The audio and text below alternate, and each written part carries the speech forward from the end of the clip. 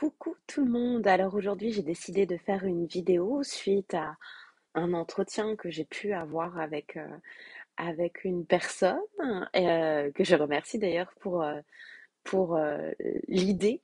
Euh, une personne qui donc est en train de découvrir ses capacités intuitives, sa relation avec d'autres mondes et, euh, Et en fait, tout l'échange qu'on a pu avoir m'a permis de me dire, tiens, peut-être que je devrais faire une vidéo, peut-être même une série de vidéos au sujet de comment on accède et on apprend à communiquer avec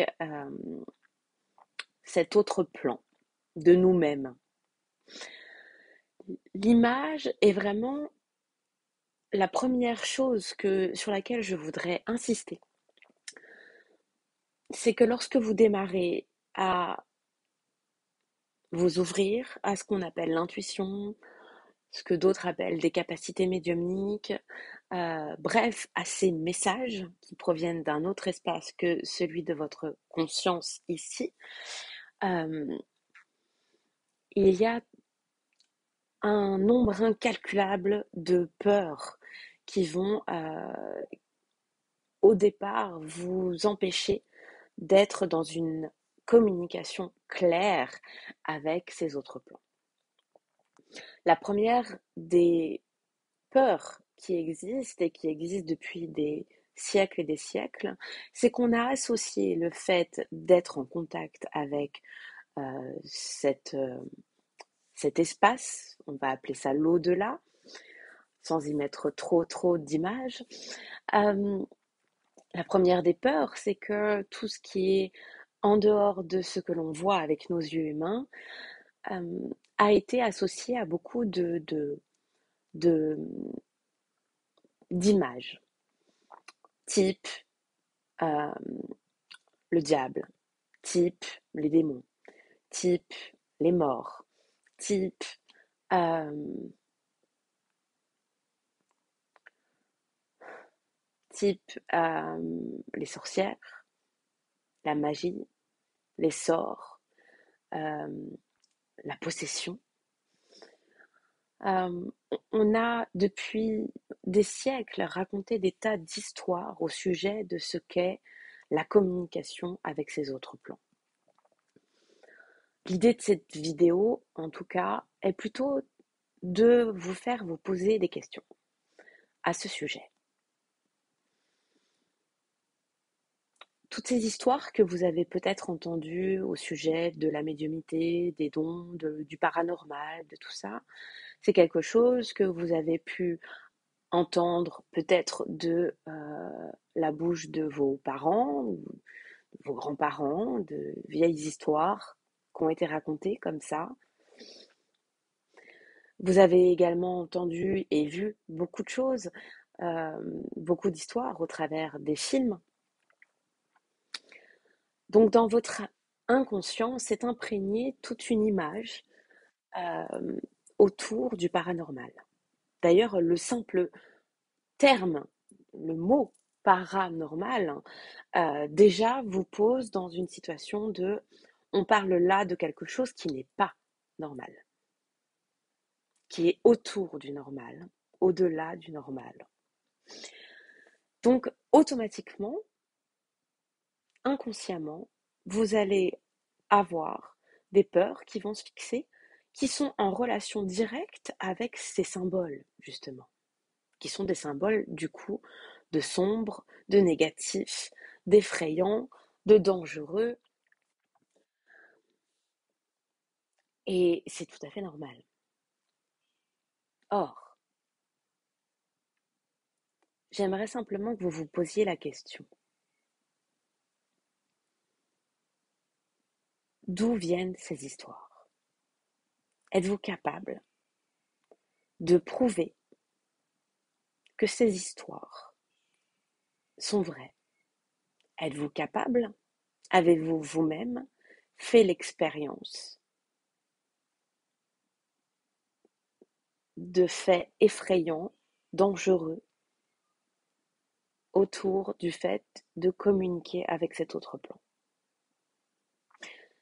C'est une question à se poser dans le sens où il est, à mes yeux, essentiel de remettre en question tout ce qui a été dit au sujet de ces voies, de ce plan-là.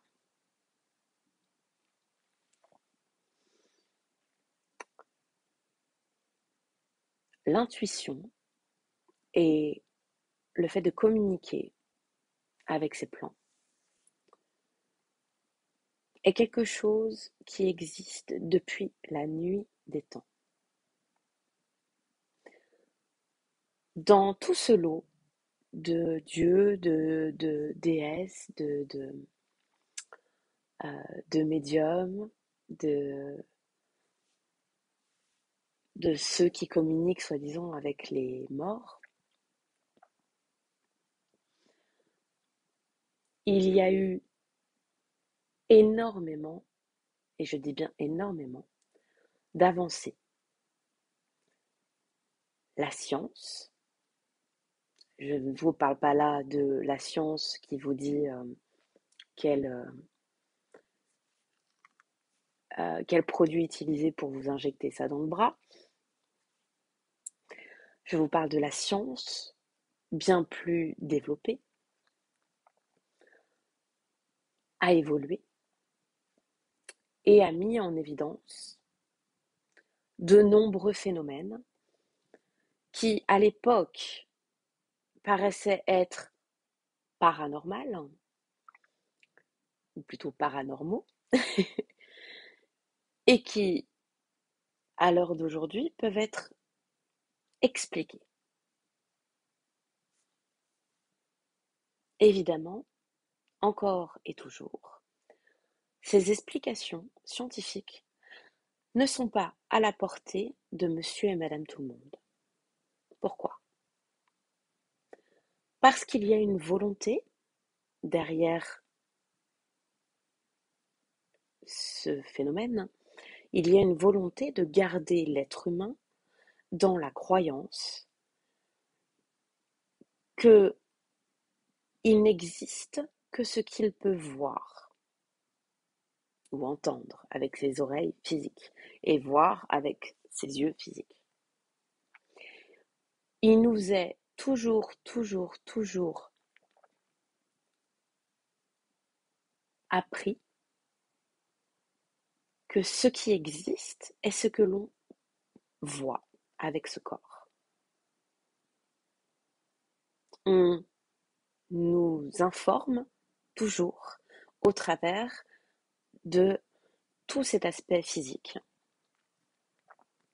pour nous maintenir dans un état de désinformation, de méconnaissance, à la fois de ce qui nous entoure mais qu'on ne voit pas avec nos yeux, et de la même manière de ce que nous sommes en tant que tels.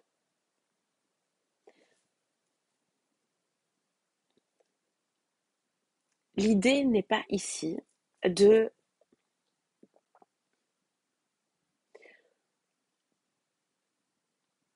pointer du doigt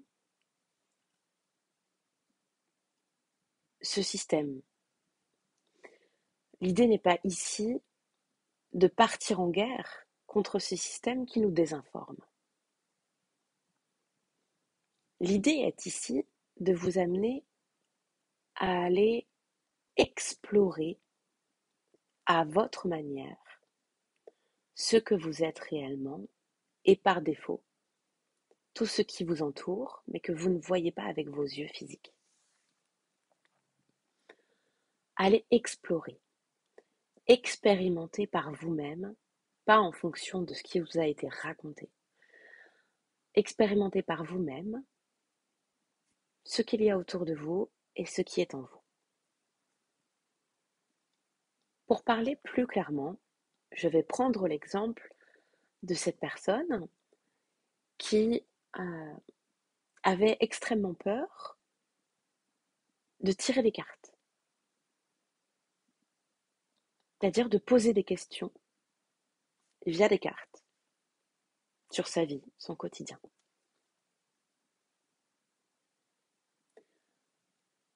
Cette peur a été imprégnée dans son système, dans son humain,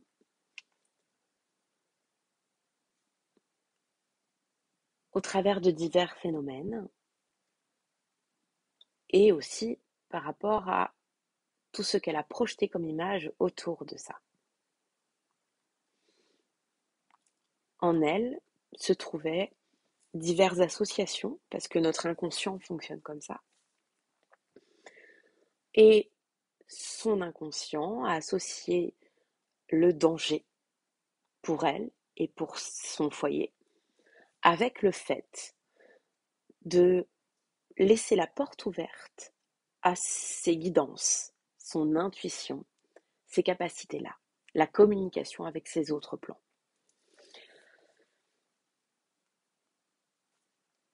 Nous avons donc échangé. Je lui ai poussé à se poser des questions pour comprendre ce qui se passait dans son inconscient. Et il est important de se poser, à mon sens, il est important de se poser ces questions-là lorsqu'on démarre et qu'on veut s'exercer, entre guillemets, découvrir, explorer nos capacités intuitives. Parce que des capacités intuitives, elles sont toutes différentes d'une personne à une autre. Mais le point commun, c'est que nous avons tous en nous cette capacité à se connecter à cet autre plan. Tous. Parce que ce n'est pas une capacité, c'est ce qu'on est. C'est une part de nous. Pour donner une image, euh,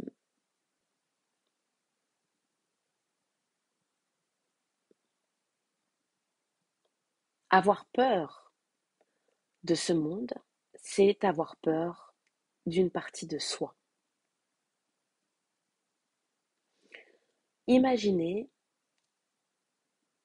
un espèce de cloud euh, dans lequel vous pouvez stocker plusieurs informations, mais donc qui ne sont pas ici euh, enfermées dans votre disque dur. Votre disque dur, c'est votre inconscient. Okay, et cet inconscient-là, ce disque dur-là, il est déjà, la plupart du temps, arrivé à un certain âge, en tout cas, surchargé d'informations. Mais en arrière-plan, il y a un cloud dans lequel toutes les informations sont renvoyées, stockées et auquel vraiment vous avez accès à tout. Tout a été enregistré.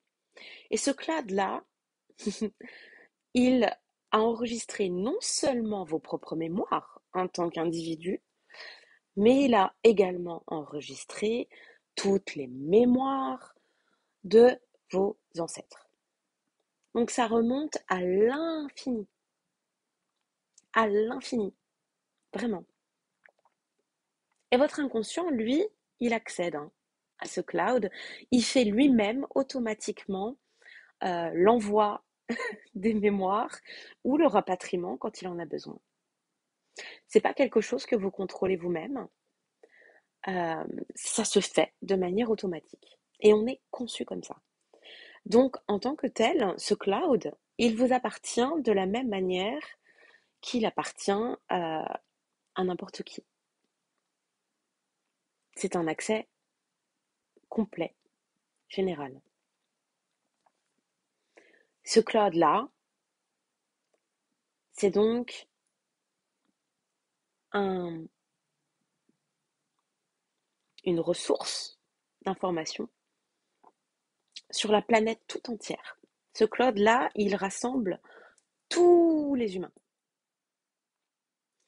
Lorsque vous tirez les cartes, c'est à ça que vous allez vous connecter. Lorsque vous allez tirer les cartes, vous allez utiliser ce cloud. Dans ce cloud, il y a toutes les informations du passé jusqu'à l'origine même de l'existence humaine, et même bien avant. Et il y a également toutes les informations de ce qu'on appelle le futur. C'est présent à chaque instant. Et nous sommes tous nés avec l'accès à ce cloud.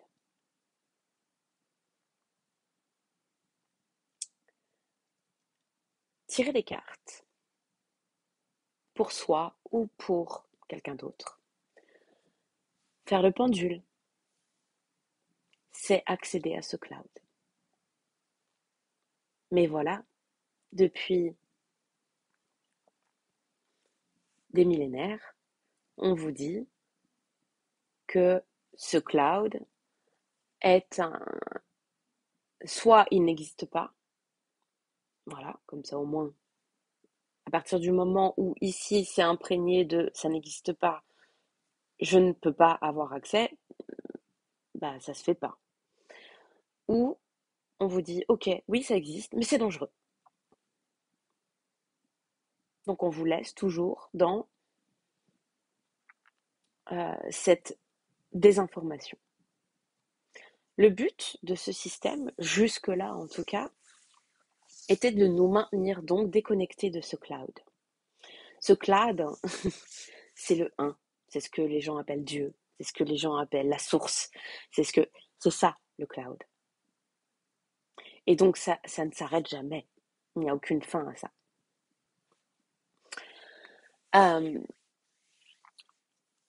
Jusque-là, il était accessible à juste une poignée d'humains. Pourquoi? Parce que ce fameux cloud, j'aime vraiment en parler comme ça, ce fameux nuage d'informations, a la possibilité, du coup, si tu y accèdes, de fortement modifier, transformer ta vie et du coup de te permettre de te guider toi-même et donc d'être plus autonome. C'est si en tant qu'enfant, je parle d'un enfant qui a peut-être 4 ou 5 ans,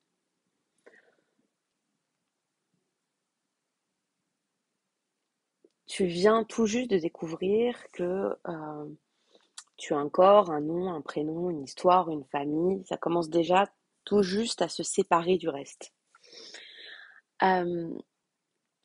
Si d'un seul coup, tu avais accès direct à toutes ces informations-là,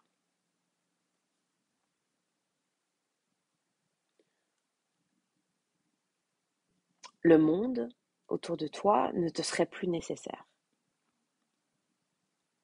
La société en tant que telle, si tous les humains, dès leur enfance, avaient accès aussi simplement à ça, la société d'aujourd'hui serait complètement différente. On n'aurait plus besoin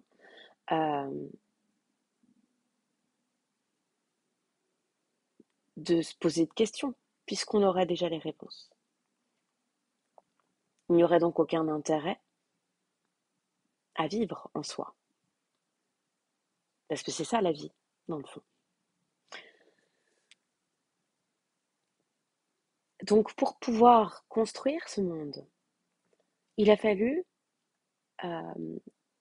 avancer à l'aveugle, il a fallu mettre en place certaines choses, découvrir le corps physique, par le biais de la science notamment, et par d'autres moyens, mais découvrir le corps physique, comprendre ce qu'est le mental, comprendre ce qu'est l'inconscient, comprendre tout un tas de notions finalement qui étaient nécessaire à l'évolution de l'être humain.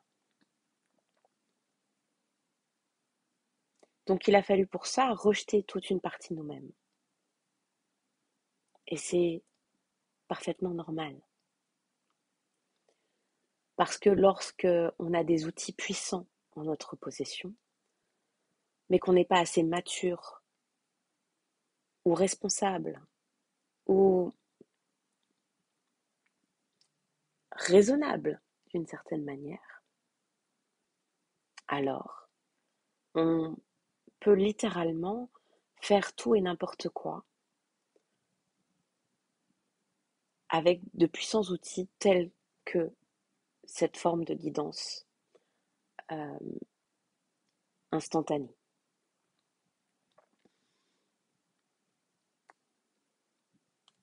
Il est donc normal d'avoir, même si c'est douloureux et affreusement compliqué, il est donc normal d'avoir été coupé pendant un temps de tout cela. C'est quelque chose à accepter. Mais ce qui est certain, c'est qu'actuellement, euh, nous sommes en phase de croissance. Nous avons passé un certain stade à l'échelle globale humaine. Et petit à petit, on comprend que il y a certains réveils, une certaine évolution. Et certaines personnes, du coup, ont été à nouveau euh, reconnectées, petit à petit, reconnectées à ce cloud. Donc ça fait extrêmement peur. Parce que d'un seul coup, d'autres informations nous apparaissent, d'autres choses nous arrivent, et, et évidemment c'est effrayant. Donc il va y avoir toute une phase comme ça d'y aller à tâtons. Comme, pour reprendre l'expression, c'est comme apprendre à marcher. C'est aussi basique que ça. On vient de vous montrer petit à petit que, ah, vous avez des jambes. Et ça permet de se déplacer, c'est quand même vachement pratique. Alors ok, comment je fais? Comment je m'équilibre avec tout ça? Apprendre à se reconnecter au cloud, c'est exactement ça. C'est la même chose. C'est quelque chose qui a toujours été là, mais qui ne vous est accessible que parce que ce corps humain est prêt. Parce qu'il a atteint un certain degré de maturité pour pouvoir associer et comprendre.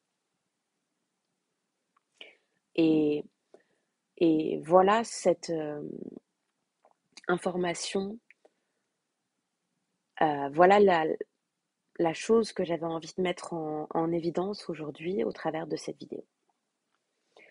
Les prochaines vidéos vont être un petit peu plus de l'ordre pratique, euh, parce que j'aimerais simplement vous donner des trucs, des astuces pour moi qui ont été utiles sur le parcours et qui le sont toujours, hein, ça continue d'évoluer tout le temps, euh, pour que vous puissiez vous-même essayer de trouver votre propre façon d'accéder au cloud.